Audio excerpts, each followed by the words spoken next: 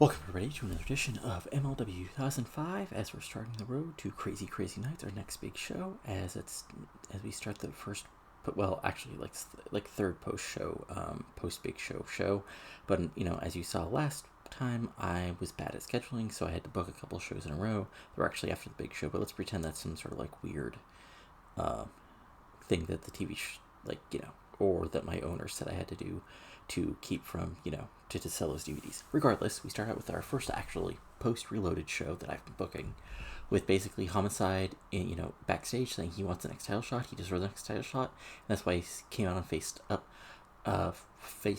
did a face-off from the ringside area against that bitch Low Key, and Nigel McGuinness comes in, he says he's the most talented wrestler in this company, and, he took Low Key to the limit in Philadelphia, and he deserves another shot. Homicide is like, bitch, you lost. And I was like, well, I can still defeat you, Sunshine. And there we go. 56, solid stuff. Then we have a three-way match to start things off, as we got in a decent match. Delirious defeated Puma and Jack Evans in 9:05 when Delirious pinned Puma with a panic attack. This gets a 42, perfectly solid match. Delirious gets a 43, Puma gets a 35, Jack Evans gets a 42. Back and forth match, but Delirious gets the big win. And then afterwards, Delirious celebrates. So just a win to get over Delirious, because I've had him drop a little bit too much. And this gets a 36. Then we go backstage to a Jerry Lynn promo where he basically goes over, the fact, that, Homicide got the win over him, he can't bitch and complain about taking a loss when he's took it to so many other wrestlers who have bitched and complained after a loss. He took the L here. He has to regroup. He has to figure out what's his next thing to do here in Major League Wrestling, because he's getting older, but he's not dead yet. And this gets a 57. Actually, a pretty good promo from Lynn, considering. Then we have another backstage promo, as basically the Hart Foundation are arguing again. Jack Evans is like, where were you guys? Val's like, she just got here. She doesn't know what's going on. TJ and Natty are sort of like, fighting each other. And, basically Harry steps in and says, okay, me and TJ next week have a big tag match, and we're going to get this back on track, okay? But we're going to need everybody help with training. Everybody sort of like agrees, and there you go. And this gets a 24. And then in a belt detract from the crowd with Sapar Wrestling, Lightbringer defeated Matt Martel in 6:11 by pinfall of Thunderclap. Probably have to change that name, but this gets a 41. Actually, that kind of works with his gimmick. Lightbringer gets a 49. Martel gets 25. And again, Lightbringer is just a wackaloon, like just going crazy, attacking Martel with punches and kicks, like not really a move until the end. And then he can beat down to continuing talking about the Purge, and this gets a 40.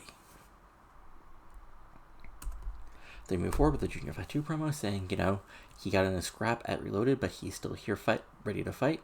And, Ekman wants to try to actually take him down. He's welcome to do so, because this is about family. This is about what actually matters about family. Instead of like just doing things by force, he wants to bring Ekman back into the larger family. But if he has to like beat him down to make him realize who's the head of the table, so be it. And this gets a 58. Solid promo. And then we have a backstage segment where basically the Dynamite Daisies are doing their post-pay-per-view party after winning the match versus the Maximos and the Amazing Red. So we got Gordy, Vetter, Reeves all in the background. Reeves is seen, Reeves is in the background with some random brunette on his lap, and Nikki Rocks is with the other boys, and the drinks are flowing. We see bottled whiskey and everything else, and sort of like a haze. And this gets a 32 as split over. They made their big debut, they got the big win, so now they're a permanent part of Major League Wrestling. And then we've got our main event as Simon Diamond, Andrew Martin, and the newly heel-turned Averno team up to take on Hero Roderick Strong and the new Cruiserweight Champion, Junior Heavyweight Champion Sanjay Dutt. And it both had great heat and good wrestling. Simon Diamond, Andrew Morton, and Averno defeated Hero, Roderick Strong, and Sanjay Dutt in 14:56 when Martin pinned Roderick Strong with a test drive. Obviously, we changed that, and I don't know what that is. So let's just say it's some sort of like powerbomb.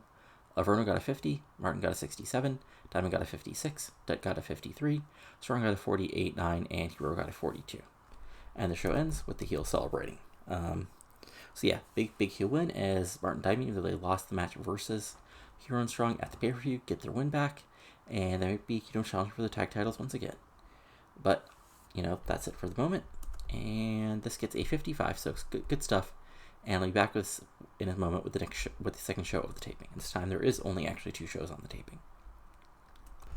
Okay, now time for the second half of the taping, so let's get rolling with the MLW Underground as you're in front of 500 people in Orlando. So we start out backstage where basically, Martin Diamond pointed out that they want another title shot. They just got a pinfall victory over the tag team champions. Martin says, he's the big shot, he's the big star in Major League Wrestling now. Simon says that nobody can deny that we deserve another title shot, and J.J. Dillon does some heel cackling in the background. But again, solid promo, 67, really, continues to build up, the little tag title feud we've got going on, and move things forward. So then we go into the actual show. As in a decent match, in the match that was basically set up last week, Vedder and Ray Gordy defeat the Stampede Bulldogs in 10:28 when Ray Gordy pinned Harry Smith with a Country Thunder, following interference from Reeves. So this gets a 46. So, back and forth match, but in the end, Reeves comes in, hits the shell shock type of maneuver on Harry Smith that allows Ray Gordy to hit his finisher and get the big pinfall victory for Dynamite and Daisies. This gets a 46. TJ gets a 38, Harry Smith gets a 32, Ray Gordy gets a 45, Vedder gets a 49. And post-match, of course, Dynamite and Daisies celebrate. So 36, and they're slowly getting more over. Especially, the 2 people, Reeves and Nikki Rocks, who have no popularity at all. Then we have a backstage promo, which is Brian Danielson, pointing out that, all the people are saying who deserves another world title shot. What about me, the best in the world? Just because I'm not whining and complaining about whether I deserve another title shot doesn't say that, doesn't belie the fact that Loki barely beat me, and I've defeated everybody else who's, says they deserve a title shot. At the end of the day, tonight, when I face Nigel in that ring, on Underground, I'm going to prove that I'm still the best in the world, even if Loki currently has the title. 50, solid promo. Then we have another backstage promo where basically the Hart Foundation are like, okay, fine, you guys failed, and Harry Smith is like, a giant guy came in and threw me around. It's like he's sort of holding his neck, as Val sort of tries to massage it, and Jack Evans is like, look, speed is what matters here. You can't go power to power with these guys. You gotta hit them quick, like a ninja. And TJ sort of, Teddy just sort of, says, well, no, actually, that was Teddy Hart saying that. Jack Evans sort of, sure dog. And as women are in the background, sort of nonplussed about all this. 30, solid stuff. Then, in a about that interaction from the crowd, Super Wrestling, Steve Bradley, fresh off his win over Jason Cross at Reloaded, defeats Norman Smiley in 6:07 by pinfall of Frog Splash. This gets a 37. Bradley gets a 38. Norman Smiley gets a 33. And then there's a post-show where Bradley, with his new manager, Pressaphone, says, basically explains that, Pressaphone was tired of being, stuck with nothing to do since even MLW officials realized how terrible her prior manager was. And, she came to him with, the idea to come to MLW, make waves, and move forward. So they're here to dominate and make a splash. And they're going to do that because Pressaphone and her and him have both been left behind, but they're not going to let themselves become forgotten. 31, not the worst promo, but not the best promo either. Then we have a quick backstage segment, which gets a bad segment because look at these guys, do you think they can cut promos? So basically, Verno is, says he wants a rematch because against Sanjay Dutt. Amazing Red's like, what the hell is going on with you? We're teaming up. I was helping my bro in the Maximum because his actual brother was injured, but I turn around for 2 seconds and you're attacking people. Everyone was like, this is always what it was. I just realized what I needed to do here. Maybe I didn't hide myself anymore. Red's like, fine, you don't yours a rematch. You deserve an ass kicking from me. 40, not the worst promo, but not the best promo either. And then in our main event, they both had Super Wrestling and Great Heat. Nigel McGuinness defeated Brandon Danielson in 15:08 by pinfall the Quick Cradle. So again, back and forth match, but Brian Danielson is one that falls victim as he, he's a little more aggressive, and Nigel's able to cradle him up, get quick pinfall victory. Brian kicks out at 3.1, but still, a win is a win for Nigel, and this gets a 61. Brian Danielson gets a 60, Nigel gets a 65, and there you go. And then we have Dana showing where Nigel's celebrating, Homicide attacks him from behind, and then Loki makes a save to end the show, and this gets a 60. Good stuff. So we'll finish the show. This gets a 57, which I think is one of our better TVs.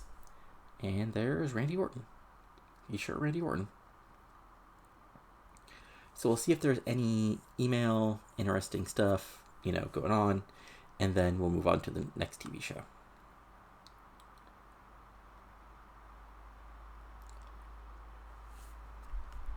Let's see here. Jerry Lynn thinks Harry Smith is money. Okay, that's interesting. And Simon Diamond thinks Ray Gordy has charisma. Again, interesting. We look at our storylines real quick. Just a quick check-in. Best in the World has 61. Cross Morelli has 27 because they just started it. Dynamite Daisies versus Maximos has a 56. Junior Heavyweights Battle has a 59. Smoking Family Battle has 61. And Tag Team Warfare has a 60. So yeah, just to double check, I think that was like, yeah, so not like our best TV tapings ever, but solid ones. Okay. So yeah, and I'll be back in a second with the next set of TV tapings. Okay, now time for the next taping cycle as we are taping 2 more shows, this time from the North Tampa Youth Complex in beautiful Florida, as we're heading towards Crazy Nights. As we start off with a match for once, as a decent match, the Hart Foundation 2K3 actually gets the big win over the Maximos in 8:31 when Jack Evans pins Jose Maximo with a heart attack. Announcers put over this first time the Maximos have been teaming up in a couple months due to one of the Maximos' previous injury. But still put over that this is a big win for the Hart Foundation, as they got the win. Well, the same people Bulldogs last week appealed to get the win, so maybe they have a upper advantage in the sort of war within Hart Foundation to determine who's really in charge. But this gets a 49, really good match. Evan gets a 40, T. Hart gets a 28, Joel gets a 49, and Jose gets a 50. And then, of course, post-match, the babyface, Hart Foundation and Foul celebrate, which gets a 28. Then we move forward where Nigel tries to hype up Low-Key for their tag match next week against Brian Danielson and Homicide, and Low-Key just says, basically says, I'm here to fight. I don't care who I face. I'm here for competition. And I was like, Sunshine, I'm trying to get you focused. I am focused. Low-Key does Low-Key things. Nigel does Nigel things. 62, perfectly solid promo. To build a big, tag team main event for next week. And then Junior Fatu promo where, basically calls out Ekman for being in Japan when he should be answering his challenge, and all of a sudden Samu attacks him from behind, and the battle of the former head shriekers is on. And this gets a 51. Actual match gets a 48 as an extremely short match. Junior Fatu defeats Samu in 5:13 by pinfall the Rikishi driver. This gets a 48. Just Samu gets the initial advantage. The end Fatu's the more the full-time wrestler and the former big star, so he's able to hit the big Rikishi driver in about 5 minutes on Samu, and this gets a 48 like I said. Fatu gets a 61, Samu gets a 33, and then post-match Fatu hits a huge Samoan drop on Samu, which gets a 46. It's just sort of another message to the family about who should be in charge here.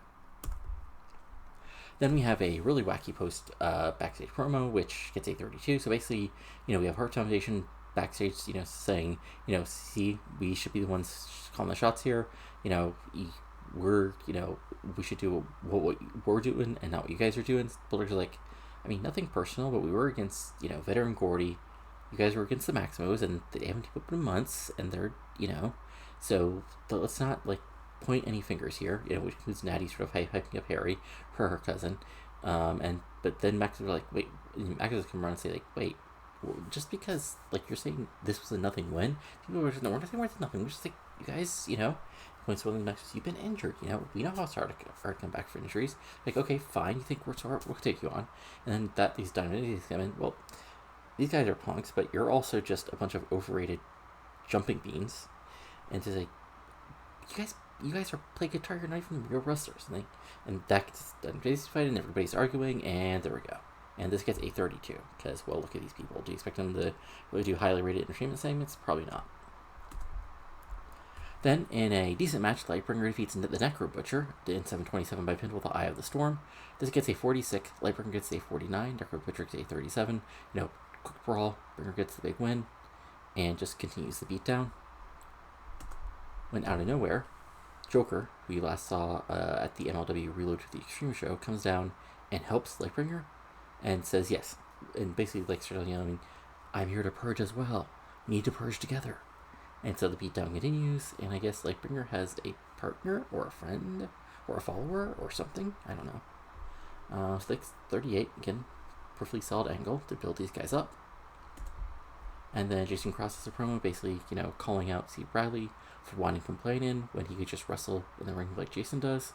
and, Cross wants a rematch because he only lost last time because, you have a new manager. But, one-on-one in the ring, nobody does it better than me. And you'll have to face the crossfire if you actually get back in the ring with me, Bradley. 25 because, well, yeah, Cross is a terrible promo. And it's main event time as the match that, we set up basically last part of the taping as an bout that great heat and decent wrestling. Averno drew with the Amazing Red in 9:48 following a double countout. This gets a 55. So, these guys just, go right after each other. Lots of flips, dives. For the end, huge dive by Averno, and the brawl starts on the outside, and Bill gets to 10, and the bell rings, and it's like we have no real number one contender to the junior heavyweight title as both guys just continue to fight as the show ends. Overall, the show gets a 53. It's a solid show, like not our best TV show ever, but like especially considering some people we had in like prominent positions, not our worst show by far ever. But I'll be back in just a second with the next part of the TV taping. Okay, now time for the second show of the taping. As we, basically we see a graphic put up and putting over this, today we got a big tag match as Bryan Danielson will team up with Homicide to take on Low-Ki and Nigel McGuinness in a huge tag match that'll set up the future of the big event here in Major League Wrestling. This gets a 48. We move forward as basically a match that was set up from, last week's fighting. We have a big singles match between 4 members of the tag team. As about that detraction from the crowd with Power Wrestling, Ray Gordy defeated Teddy Hart, Harry Smith, and Joel Maximo in 9:29 when Ray Gordy pinned Joel Maximo with a surprise roll-up. It's basically, back and forth match, brawling, fighting, lots of flips, Harry Smith getting some power moves, Gordy being sneaky. But in the end, basically, like, Teddy and Harry start actually fighting, and, Teddy a huge dive on Harry, and that'll on Harry. So as both members of the Hart Foundation are up, down outside, Ray Gordy's able to hit Maximo with a big move and then hit a really, victory roll / roll up and get the big pinfall victory. So this gets a 42. Joel gets a 47, Teddy Hart gets a 29, Harry Smith gets a 29, and Ray Gordy gets a 46. And post-match, Ray Gordy celebrates and gets outside, while Teddy and argue post-match, pointing at each other, trying to blame each other for the loss. And this gets a 35. Then we have a quick backstage promo where basically, Sanjay Dutt, says that, with Averno Amazing Red, wanting to fight more than they want a title shot, it's unclear who's the number one contender to his title when he's approached by Matt Sydal. Sydal puts over the fact that, he won the big 4-way at Reload to the Extreme. He's been a consistent winner here, so why doesn't he get a junior heavyweight title shot? Because he, isn't asking a lot for it on TV. And, Dutt's like, you have a point. You've been, we have a good solid match for the junior heavyweight title, and so they shake hands and agree, and that's on for Crazy Nights. Our first official match for the show, which seems kind of dumb. Well, no, actually, I'll put over something here in a second. So Matt Sydal versus Sanjay Dutt. Another match like I can officially put in here, even though it's like not official, is the rematch as Andrew Morton and Simon Diamond will get another shot at Chris Hero and Roderick Strong with the Global Crown Tag Team crowds on the line. And yeah, I think that's it for our official booking. Yeah, okay. Anyway, this gets a 43. And then in a extremely short match, Lightbringer and Joker have their first match as a team as they just run over Norman Smiley and Judd Collier in 456 when Joker pinned Norman Smiley with the Joker driver. This gets a 25. Yikes. Joker gets a 31. Lightbringer gets a 49. Chad Collier gets a 27. Norman Smiley gets a 35. And in the post-match, basically, Joker says that, he has talked to the Lightbringer, and they both agree that what must be purged is the oldness of the hardcore, but we need to bring a new hardcore sensibility into Major League Wrestling, and we need that those who need to be cleansed are old stalwarts who think they still belong here, but they do not belong here in the 2000s anymore.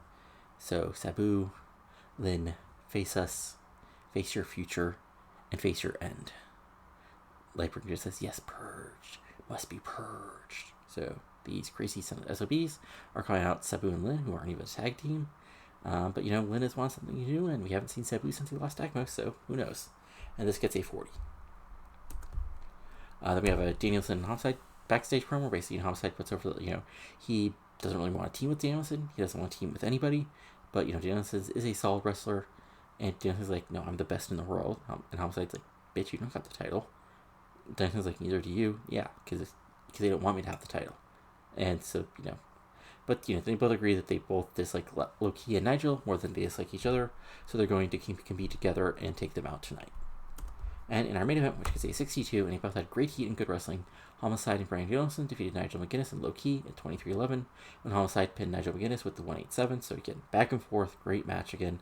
Watch any of these four people's matches in ROH or any sort of like indie the mid-2000s, lots of stiff moves, lariats, kicks, submission moves, wild brawls, but in the end, Homicide looked to hit Nigel with a big move right at the, which is 187, by the way, is a cop killer / vertebra breaker, I believe.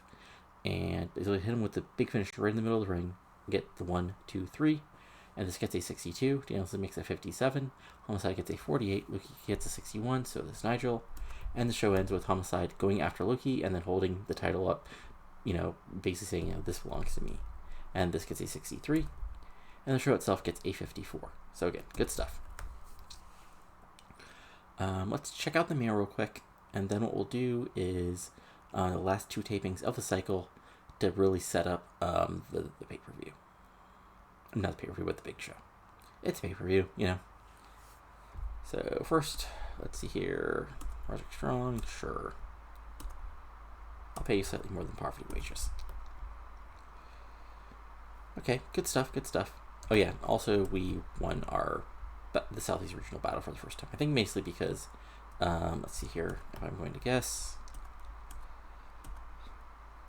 Yeah, basically TNA is no longer part of it, so there we go. So yeah, good stuff. And I'll be back in just a second with the next show in the last show of the taping and go over the final lineup for Crazy Crazy Nights. Alright, now time for the go-home show for MLW as we're heading towards Crazy Crazy Nights, the next big show on the calendar. As we start with Hero Roderick backstage to say they're ready for the tag title match. People didn't give him a shot against Martin Diamond the first time. Well, second time, still the charm as they're going to take the tag titles. And Martin can talk all he wants about being a big star.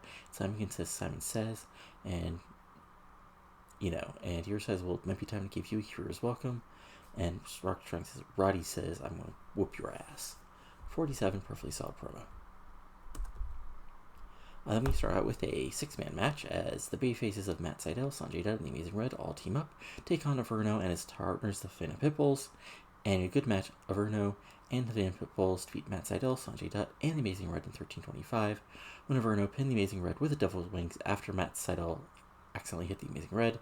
So one little thing about this match is like Sydal is a bit slow, as just put over the fact that Sydal talked to them, was almost late tonight because he had a hot date last night. At least that's what he told MLW officials. So he's a little slow and he accidentally hits Red, and that allows Verno to get the big finisher on him and get the pinfall victory. This gets a 56, Romero gets a 34, Reyes gets a 49, Verno gets a 60, Amazing Red gets a 67, Sanjay gets a 60, and Sydal gets a 57. Then post-match, the heels celebrate to 43. Then we go backstage promo, where he's like, I want to be a warrior.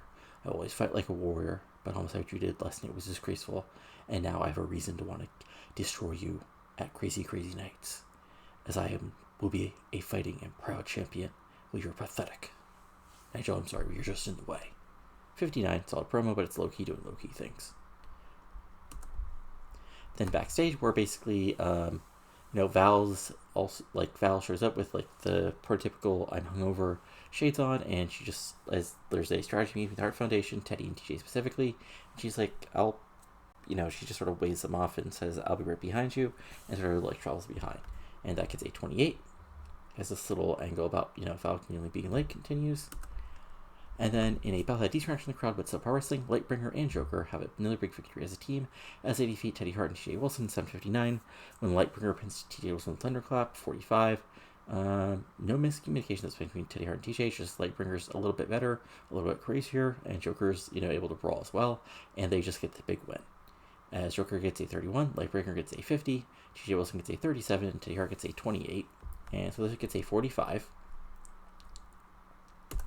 Then post-match, Lightbringer and Joker are about to do their collar thing when the lights go out. When they come back on, Lynn and Sabu are in the ring, and Lightbringer and Joker just sort of run. They just get out, and Lynn and Sabu are together, and I guess Lynn has talked to Sabu, and I guess it's on. As this gets a 37, and because it's just basically Lightbringer and Joker showing up. Lightbringer and Joker ranting for a couple minutes, then Lynn and Sabu just showing up. Then we come back, and Andrew Martin does it in ring. Reminds everybody that he's a true star. He's been in multiple big SummerSlam matches in front of 20,000 people. Well, most people in the back thinks 1,000 is big crowd. I'm just here for a little while, helping out true stars like Simon Diamond. Well, a true international star like Steve Corino is out injured, and Corino says, "Thanks, buddy." But tonight's going to be another notch in my victory belt as we win these tag titles. Maybe I'll take them minutes. Who knows? As this gets a 48. And then in a battle of great heat and good wrestling, Andrew Martin defeats Chris Hero in 12:52. This is after using foreign object. Basically, he does the snake eyes on an exposed turnbuckle, then hits the big boot and gets a pinfall victory. As Martin gets a big win over half the tag champions. This gets a 63. Martin gets a 67. Hero gets a 42. And then it's a 2-on-1, of course, because heels. But Roderick tries to make a save, but of course it's still 2-on-1, so he gets beat down. That gets a 54. As of course, Corino cheers it on from his announcer's booth. And the show itself gets a 57. So solid stuff. But I'll be back in just a second with the second half of the taping. All right, and we're for the go home show for the big crazy nights Matt show. It's last show for MLW Underground, so let's get rolling. As we're at 600 people in Jacksonville, as our Florida's wing continues. I'm probably going to try to start taping TV in the tri-state area, I think somebody, one of my commenters talked about, probably in the next series of shows, just sort of gives some people who are over in the tri-state some chance to get over in the southeast and vice versa. Regardless, we start off the show with Lynn and Sabu basically backstage accepting the challenge. Sabu things, pointing and such through the sky, and if there's table around, he'll probably try to go some sort of through it. But Lynn's like, you guys want to talk about being hardcore? You want to talk about bleeding and wanting to get purging us? Better men than you have tried, and we're still here. Bloody, all with plenty of scars, plenty of trauma. So you think we're going to let two punks who are crazy as the Dickens get us out of professional wrestling? Boys, you got another thing coming. We're both ready to get hardcore. So we'll set that up officially for Crazy Nights. That tag team match is going to be Joker and Lightbringer versus Jerry Lynn and Sabu.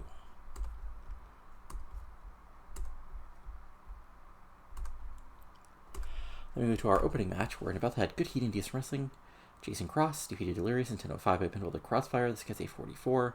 Cross gets a 43. Delirious gets a 43 because he wasn't even trying. Ouch. Okay, this might be the end of Delirious's time in MLW, unfortunately. But yeah, Cross was also off his game, but that happens. Still gets a 44. Not a terrible match, but still gets crossover. And of course, then Bradley with Persephone. Persephone? I'm sure I've heard this. I'm sometimes bad at pronouncing things. Regardless, C. Bradley's new manager comes out with him as he attacks. Basically he distracts Cross. She distracts Cross for a moment, and Bradley comes from behind and starts beating him down. Says, "I'm doing this my own way. It doesn't matter how upset you are, buddy." And that's also another match set up for Crazy Nights. I mean, officially set up when it's been basically that way for a while. Let's go ahead and rebook that. Then we have a quick Nigel McGuinness promo saying, "I want to prove I'm the best in the world, and it doesn't matter if I have to face down a crazy mofo like Homicide, a tough warrior like Loki. I'm here to wrestle. I'm here to wrestle the best, and they're two of the best. And one way or other, I will become a champion here in MLW." 55 for a fully solid promo. And move forward with a basically backstage thing where Seidel's sorry about last week, got to Red. Red's like, "Don't worry, I got a Inferno at Crazy Nights. Don't worry about it. Shit happens, bro." Well, probably not shit because it's TV, but And Sanjay's at list I like to party, but I don't bring it with me. And Red Styles Not a big deal. It was a late night, you know? I was perfectly okay. I was just a little sleepy. And started as I'm a Himalaya player. And I wrestle all over the world. Not just here. So I was like, I do too. What are you talking about? But, that's just just don't be partying right before you get a shot at my title. And I was like, don't worry. I'll be clean, sober, and fresh as a daisy. And that's what you gotta be worried about. So a little tension as Rich is sort of is back there. 46, again, these guys aren't the best promos in the world. Then we have in a good match, Junior Fatu defeats Iceberg in 734 when Iceberg was disqualified when ECMO made his return, running in and attacking Junior Fatu. This gets a 59. Fatu gets a 61. Iceberg gets a 44. And then the brawl is on. ECMO is the one who sends Fatu through a table and then cuts up a quick, little scream promo saying, you want to talk about you need to be leader of the family? Leader of the family should actually be doing things, not just being stuck here. Talk about how great he used to be. I'm wrestling in Japan. I'm wrestling all over the world. We're just stuck crying about me. So, brother, I'll kick your ass at Crazy Crazy Nights, and you have to accept I'm in charge of this family. So that got another rematch. And again, most of this stuff is sort of been pretty clear. Maybe pay attention, but officially, the matches are going to be set up now. And now we move on, and this gets 64. Then we cut to a promo from Homicide, which gets a 50, and he's basically, it doesn't matter who I face in that ring. I'm the baddest motherfucker, bleep, in this company, and that's been true for months. But I had to deal with whack-ass Jerry Lynn and a champion who was scared to face me and try to push me off to other things. And you sort of hear Greedo off screen say, hey, no, I was perfectly okay facing him. But at Crazy Crazy Nights, I will become the champion because MLW is about being the toughest mofo in the room, and that's exactly what I am. 50, solid promo. And then in an extremely short match, Dynamite Daisies, which is Vedder, Ray Gordy, and Reeves, our three-man band here with Nikki Roxx ringside, defeated M-Dog 20, Chad Collier, and Bobby Quance in 5:28 when Reeves pinned Chad Collier with a jackhammer. This gets a 24. Ouch. But, Reeves is not good yet. Well, he's not bad, but he's not over yet. As Reeves gets 22, Gordy gets a 41, Vedder gets a 46, Quance gets a 34, Collier gets a 27, and M-Dog 20 gets a 27. And then in a quick post-match promo, Gordon Vedder says our tour has to continue, and it'll continue at Crazy Crazy Nights, but we need opponents. And, Maximos are upset that Gordy got a win over one of you two, since we can't tell you apart. But, we'll rock the night away by kicking your ass at Crazy Crazy Nights. And all the while, Nikki is hanging on. Nikki Roxx is hanging on both of them. So again, one more match. A kind of big tag match as Jose and Joel need some momentum back. Well, Ray Gordon and Vedder have been very impressive so far while they've been teaming up here in MLW. And then, finally, in a interesting main event, Low-Ki defeats Puma in a non-title match at 18 by pinfall to Key Crusher 99. This gets a 54. Low-Ki, sort of gets some big moves in. Puma gets some big, flips in, but Low-Ki kicks the hell of him and gets the big finishing move and gets a clean pinfall right in the middle of the ring. As Low-Ki gets a 65, Puma gets a 35. The show ends with Low-Ki holding his title belt, but both Nigel and Homicide come out and basically, are staring each other down while they stare Low-Ki down, and sort of ends things as we get a 62. And overall, the show itself gets a 55. So not bad. So yeah, what we'll do is we'll sort of end things out by just going over the show real quick. And the setup, the whole full Crazy Crazy Nights card, just to set things up for you, in case, none of this was clear. But I think, the matches should be fairly clear to anybody, but just in case, well, first we'll check out the mail. Low-Ki thinks, he's not wrong about Reeves, but what can you do? But anyway, let's just go to our pre-booking real quick. So, going match by match from the top, we got Homicide versus Low-Ki versus Nigel McGuinness for the MLW World Title. This is pretty straightforward. All these men think they should be the top Major League Wrestling. Only one man can leave as champion. Then in a rematch from the last big show, as Martin and Simon Diamond get another shot at Hero Roderick Strong, mostly because, of course, Martin and Diamond got the big win in the 6-man, and then Martin got the huge win over Chris Hero, so they're on a bit of momentum. But of course, Hero and Strong have faced them before and managed to get the somewhat upset win despite being the champions. Then, in a junior heavyweight title match, we got Sanjay Dutt defending against Matt Sydal. Of course, Matt Sydal was given the title shot after a Verno Amazing Red, fought to a double countout, and Matt Sydal has been impressive, getting big wins. But of course, last week, there was the sick man. Well, Seidel arrived basically at the beginning of the show because he had a late night partying with his with the so-called date. But these are two baby faces, and so we should have a nice clean match. Then we got in a kind of interesting match. Well, we continue another feud. We got ECMO versus Junior Vet 2 once again. They fought to a double count last time, so let's see what happens this time. We got Averno versus Amazing Red. They also fought to a draw last time, but these two, people don't exactly click, but I keep on putting matches together because even their bad matches are still good matches for our company. We got Jason Cross versus Steve Bradley. Of course, Steve Bradley got the cheap win at the last big show, but Cross, sort of shot back at Bradley, and now we have a rematch.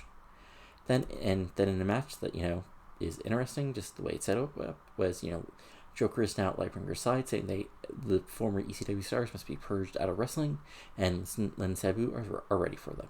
And finally, as we saw set up, Ray Gordy and Vetter of Dynamite Daisies will be taking on the Maximus. But that's it for now. So if you've enjoyed this, go to give it a comment, give it a like, comment below what you're enjoying and not enjoying, and subscribe to for lots of TEW 2020 content, including this series, my WCW 2001 series, now 2003, my Cornell vs. Weekends with East Coast Wars of 1997, and TCW 2016, TEW 2020, and of course, WCW 1983 with Eric Bischoff in charge. But that's it for now, so talk to you later, and have a good one.